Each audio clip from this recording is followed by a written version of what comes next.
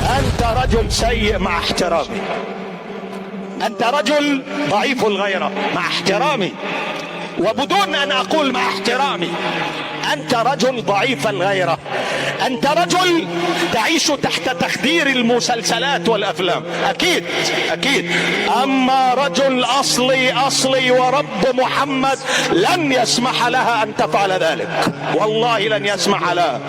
لكن حينما كثر مساسنا مع الأفلام والمسلسلات ضعفت الغيرة، فإن من كثر مساسه قل إحساسه.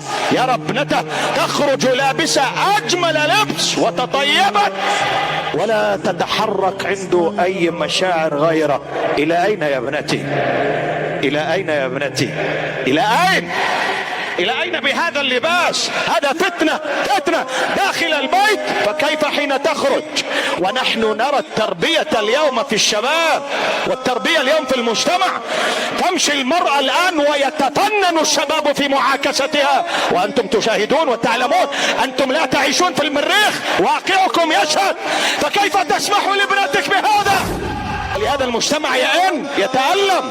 هذا أب يشتكي حصل ما لم يكن بالحسبان، وهذه أم تشتكي حصل ما لم يكن بالحسبان، وهذا أب شرد حصل ما لم يكن بالحسبان، لأنه لم يهتم، لم يعش كأب فيه من الصيانة والحراسة على أسرته، فاغتيلت العفة والحشمة والحياة داخل أسرته، فلم يدري إلا وقد هربت أو زني بها أو ارتكب فيها الحرام. وهنا لا ينفع الندم بعد حصول المتاعب عياذا بالله.